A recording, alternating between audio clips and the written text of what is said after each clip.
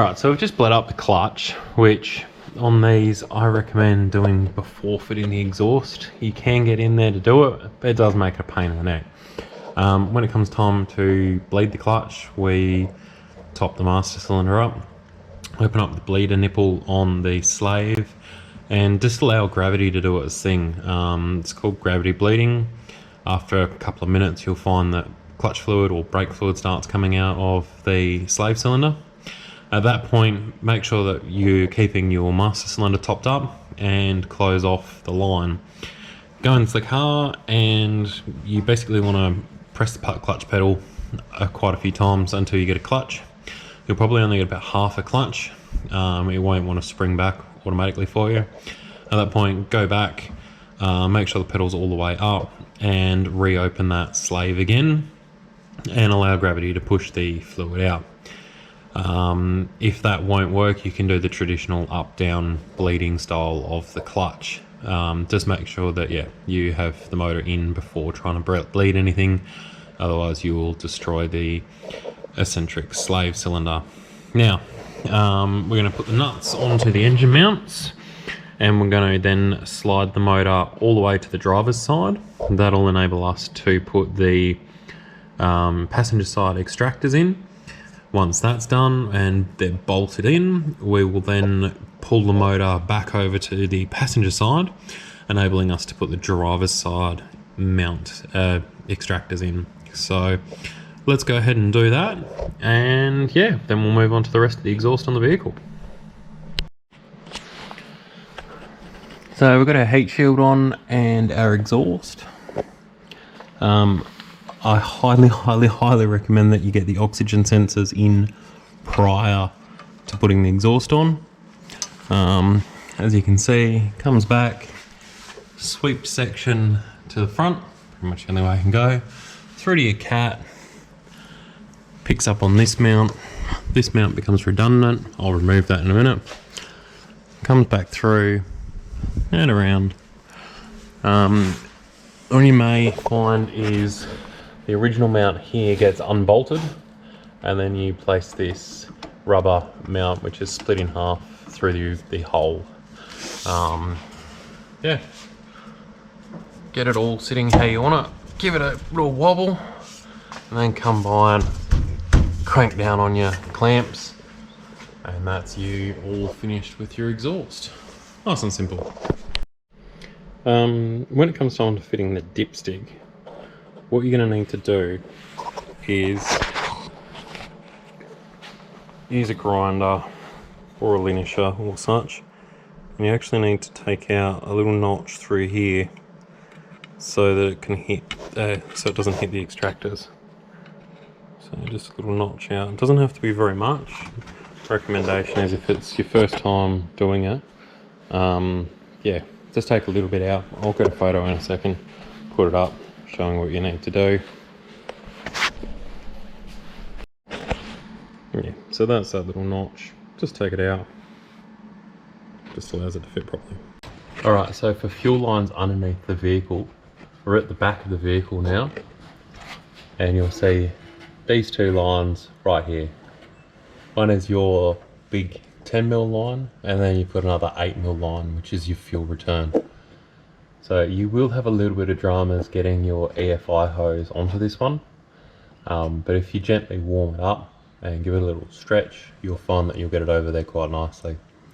What we tend to do is cut two lengths, about 35 centimeters long, and I'll clamp a hose clamp onto the fuel inlet side, poke those back up through here, up over the top of the tank.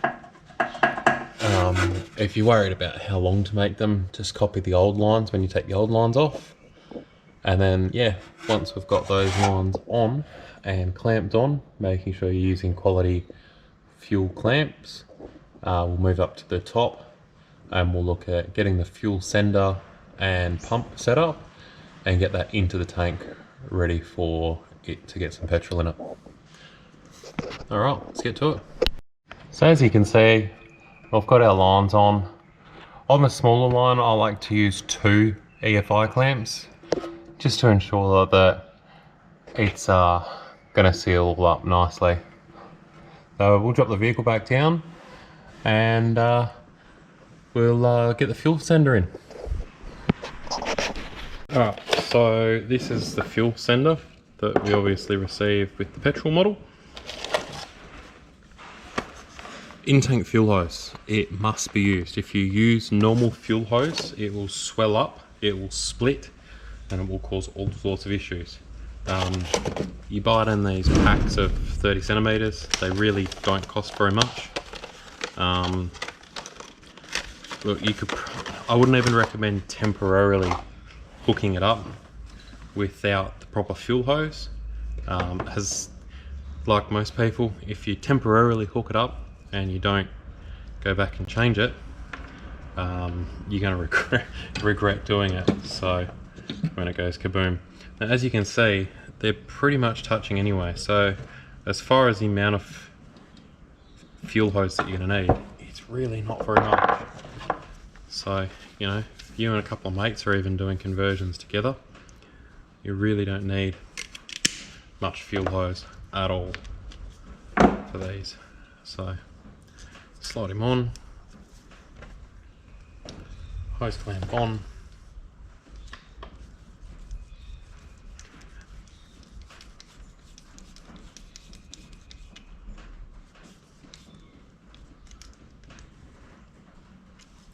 I like to pop the brown boot off and slide on our insulator. At this point you can fit up the fuel pump adapter. This is required so that it turns the fuel pickup mesh around the other way.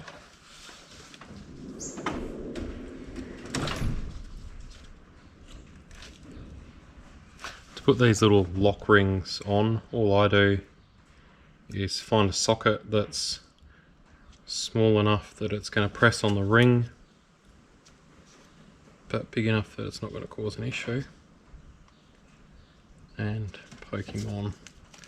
Use this one for the normal one and then use the other ones for the smaller.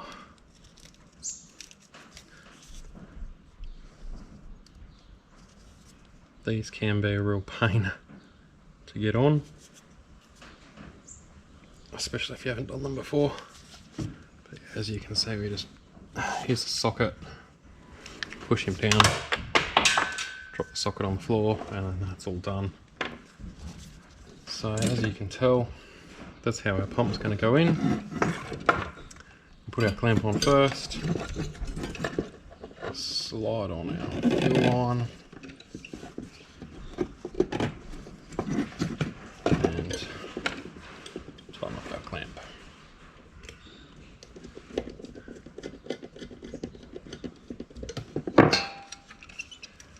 Plug your fuel pump in, and then I like to just position it so that it's sitting all nice, just like that.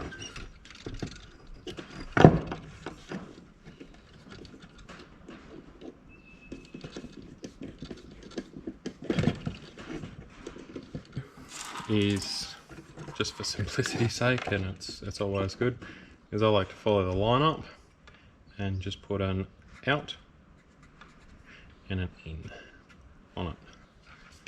You don't have to do it, but I can tell you now, it certainly makes it a lot easier if you've marked it ready to go. What we're going to do to finish it off is put our adapter on.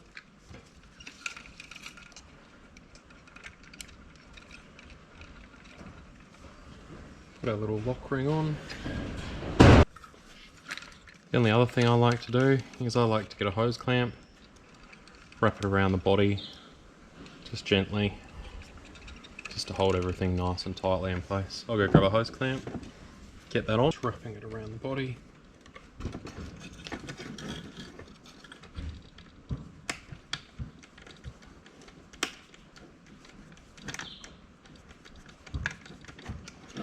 Now we don't want this super tight. This is literally just to stop it bouncing around in the holder.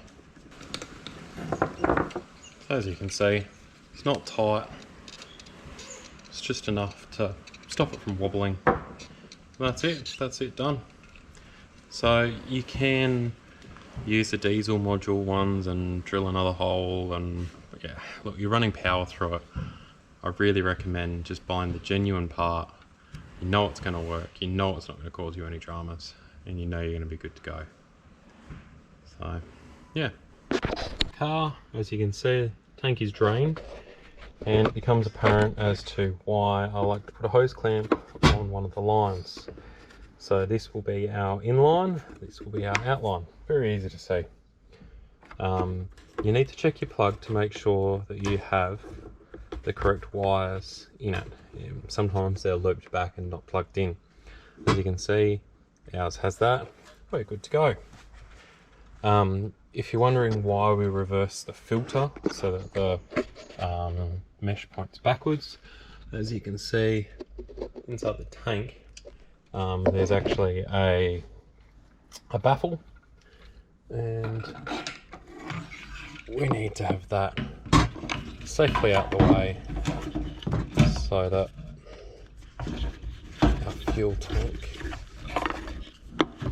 our fuel pump picks up everything from the correct area. Beautiful. Drop her in. Sometimes you'll find that the O-ring is kaput on the fuel tank. Generally this tends to more happen with the petrol models. If you're in here deciding to upgrade your fuel pump on a petrol one, that's because the petrol and the rubber have a chemical reaction which results in swelling of the rubber. If you do have that, you can get a new O-ring from Nissan. I do recommend getting a new O-ring. Otherwise you'll live with the fuel smell in the car for quite some time, and believe me, it's not a nice thing to deal with, as you can imagine. Just going to plug this one in like that. This now tucks off down to the side.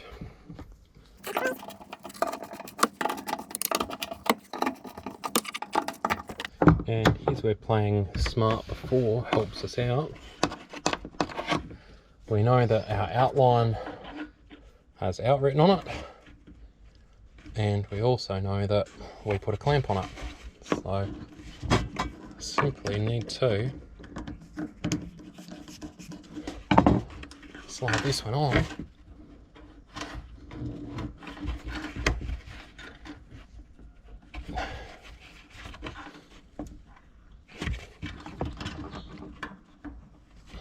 Tighten the clamp up.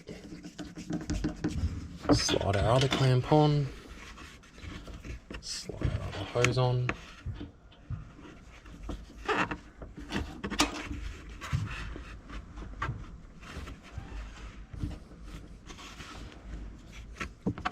Tighten him down. Once you've tightened it down, that's it. You're done with this section. Just a reminder, make sure that you drain your sub tank as well as your main tank. Obviously you don't want to have a tank full of petrol mixing with diesel after you've done it. Anyway, that's done.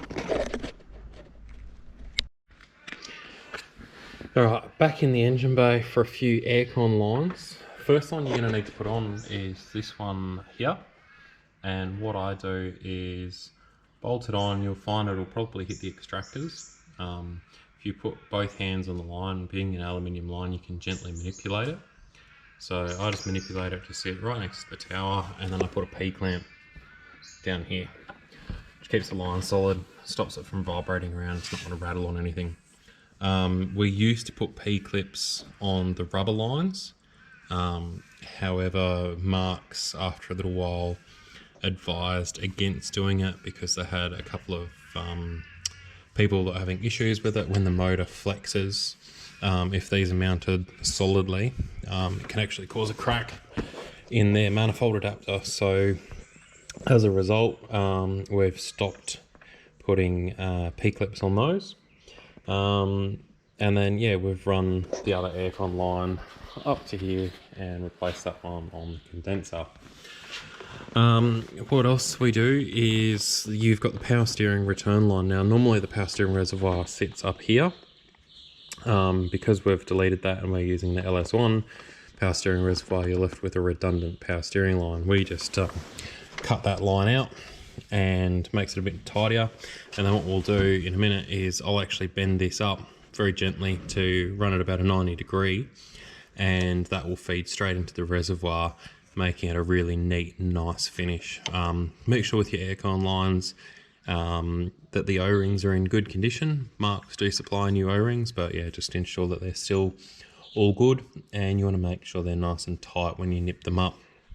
Another thing we've done is, because we've used a new radiator, you'll note that it doesn't actually fit properly around the TB45 or TD42 radiator, so we just notched them out.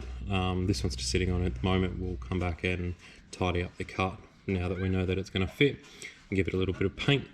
But yeah, you've just got to notch this out a little bit more so that you can get a hose on there, which enables you to get this on, which of course enables us to use the TB42 and TD42 overflow bottle, simplifying all of the coolant hoses. So I'm going to go and get the radiator hoses on this one, and I'm going to nip up those aircon pipes, and then yeah, we'll get back into it.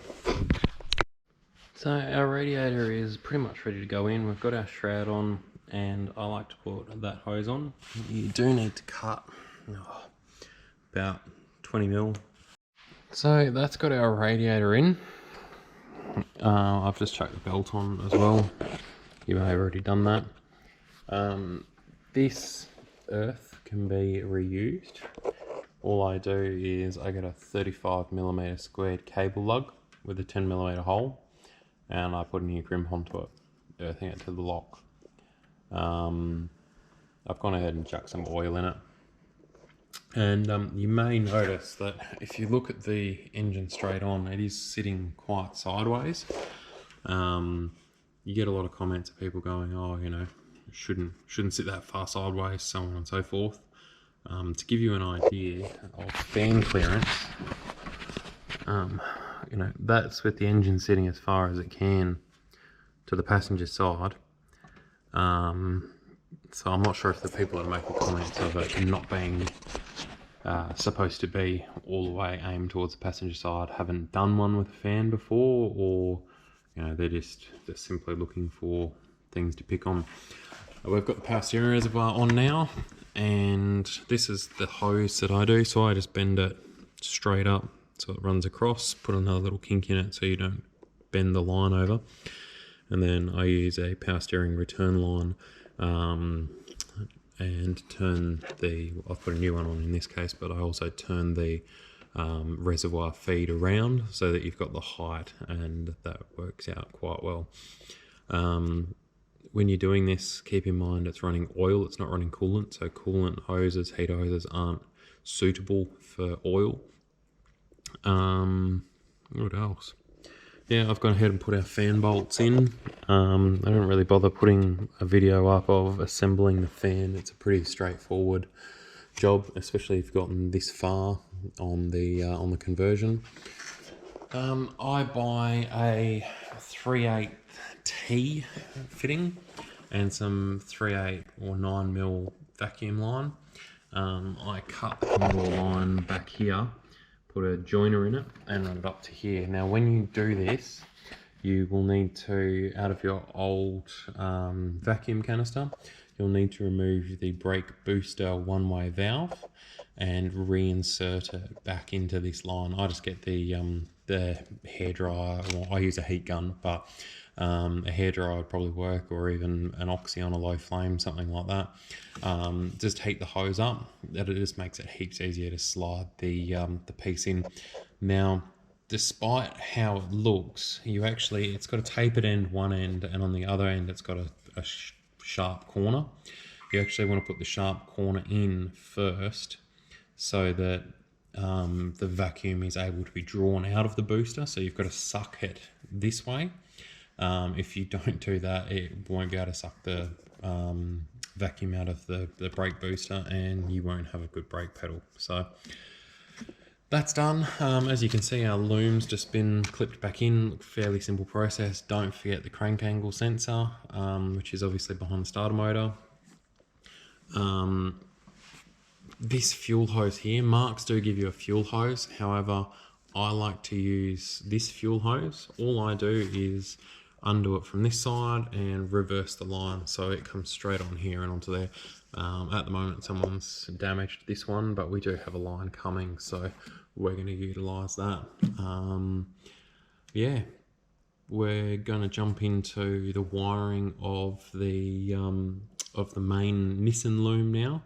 That'll integrate into the motor, so alternator, starter motor, oil pressure sensors, coolant temp sensor, obviously our aircon activation wire. So we'll run through that and work out how we're going to do that.